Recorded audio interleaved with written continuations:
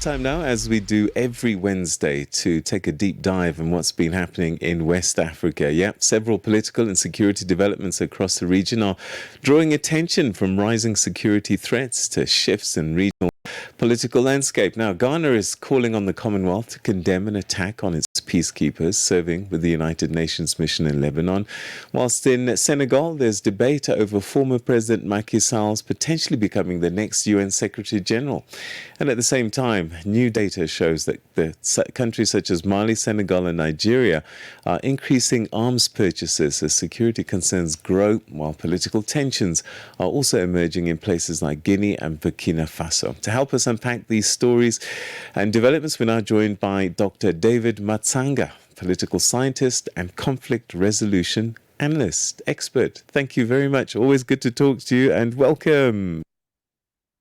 Thank you very much, Peter. Thank you very much, Africa. And thank you very much for inviting me to this show this afternoon, so this morning. And I hope everything is okay. Only the war is disturbing us across the globe. Thank you. Yes, indeed. So much going on. Let's start in Ghana this morning, though. The country is asking the Commonwealth to condemn the attacks on its peacekeepers serving in the UN mission in Lebanon. I wonder, what does this incident tell us about the growing risk of African peacekeepers facing in global conflict zones? I think it is not the African peacekeepers only. The entire world is crying and talking about this, seeking answers. There is no de-escalation of this war at all. The attack on the Commonwealth contingent that was in Lebanon is a very, very unfortunate thing to happen. It means there is the rule of international law has been thrown out of everything. The UN has been dismantled. Israel is doing what it wants to do. America is doing what it wants to do. Iran is retaliating the way they want, hitting everybody. Nobody is calling for peace anywhere. So Ghana's call for Commonwealth to condemn, because if they don't, Ghana will have a right to pull out its troops from the peacekeeping mission that it was taking place in Lebanon. All right, let's go to Senegal, and it's being reported that former President Macky Sall is being discussed as a possible future UN Secretary General. What's your take on this? I know that a number of Senegalese are just not happy with it. Not only Senegalese, I myself, I wouldn't even like to see. In fact, God, I ask you to please do something for me for a while, as you have been doing for this last about 70 years. Please do something for me. Don't allow Macky Sall ever to step near that place. This is a guy who doesn't know something called democracy. This is a guy who locked two men. And Peter Ndolo, your television here should be granted an award for having given me, and your radio for having given me opportunity to insult my, to tell Macky Sall, to release Sonko and Fire. Now this is a guy parading himself that he wants to be the Secretary General of the United Nations. Why is it? United Nations is not a dumping place for such people. Undemocratic, a tyrant, a man who removed people from the voting roll and banned them from having ever a voter's card in Senegal, a man who beat up people, a man who went to look for grain in Ukraine when he was sent by African Union. Have you read the report about Mr. Macky Sall in African Union when he was the chairperson? When he went, while Ramaphosa was looking for peace, he was looking for grain to sell grain. Have you seen some of those things? Please, please. Africa, we have better candidates. If it is looking for African candidate, they want a black man in the United Nations. Let's look for some other people, but not Macky Sall. All right. Okay. So not a great choice in your view, and I think a lot of people No, share not only me. the In same fact, sentiment. Okay, so new data is showing that Nigeria, Senegal, and Mali are among the largest arms importers now in sub-Saharan Africa. What's driving this surge in weapons purchases across West Africa? Is it the fight against extremists, jihadists? What's going on? I will speak on one or two countries, or one country that I can say, yes, they are doing something with the arms. That is, Mali is doing a great job to fight insurgency. Nigeria, as you know, Peter Ndoro, I have no good words, because even the involvement of the Americans in Nigeria have made matters worse. For 3 months past, more people are being kidnapped. Terrorists come near closer to the American bases where Americans and the Nigerian troops are. These arms are being, I have a feeling like in Nigeria that these arms are being purchased so that terrorists come and take them nicely without any fight at night and go. Terrorists in Nigeria just come and pick up people near the military bases. So why do you buy more arms when you cannot defend your own people? That is my position. The second position about Mali, Mali has been fighting very effectively. I've been in Bamako several times, and I have seen and I continue to support the General Goita in the fight against terrorism. And I think very soon they will win if we don't have the terrorists of Hezbollah, Hamas, and others now running to the African enclave, because we have not put up a strategy on how we are going to handle the question of the Middle East. The other country, Senegal has been doing a very good job for peacekeeping.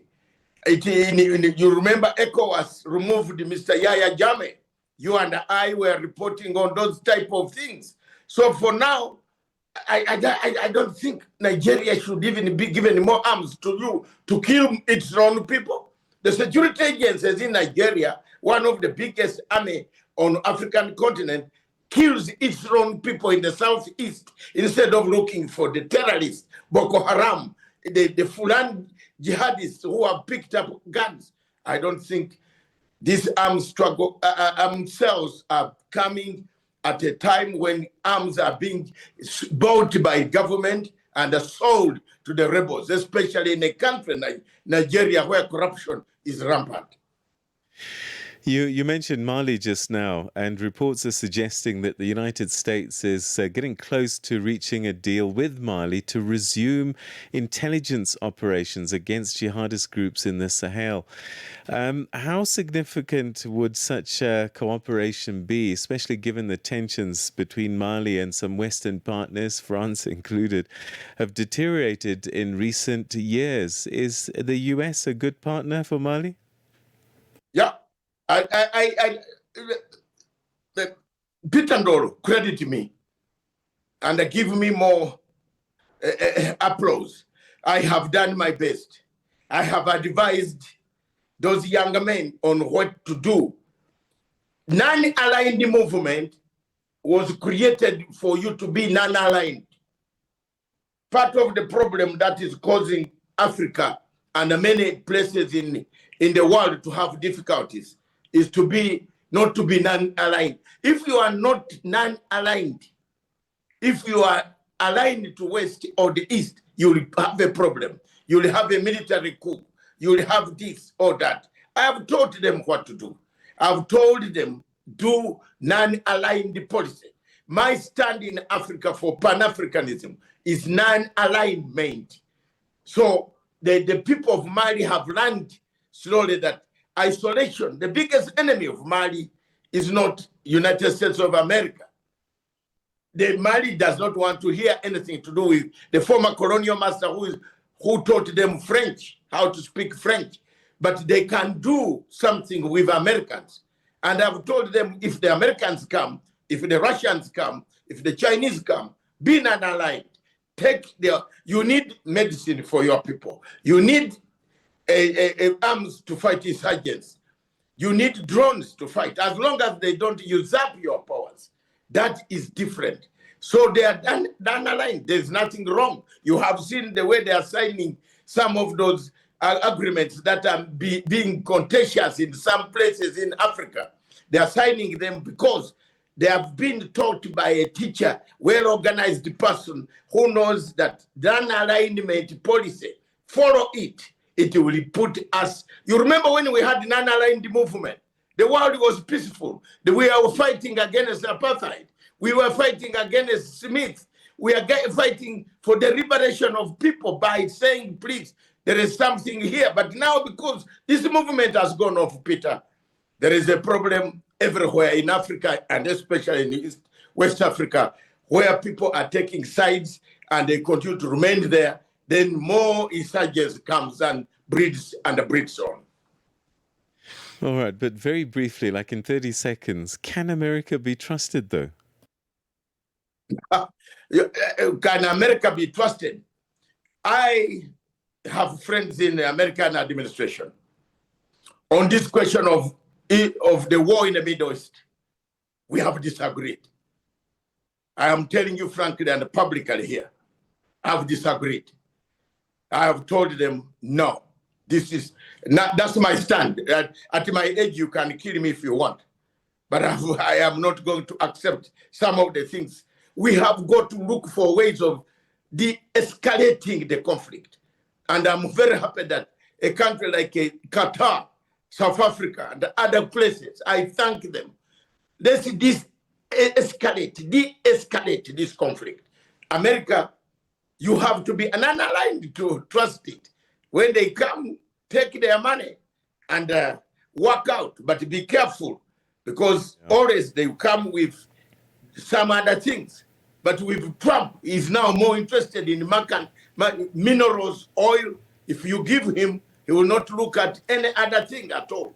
So refusing him now, he has got this bully that is coming around, and African Union is not speaking, Peter Ndolo.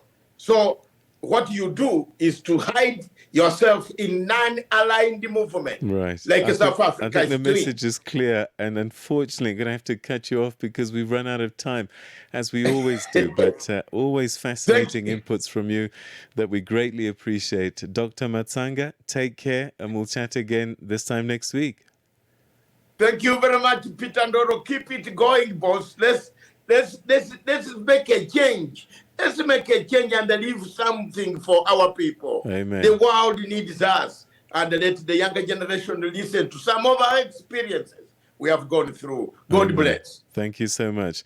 That's Dr. David Matsanga, political scientist and conflict resolution expert, giving us his thoughts on developments in West Africa.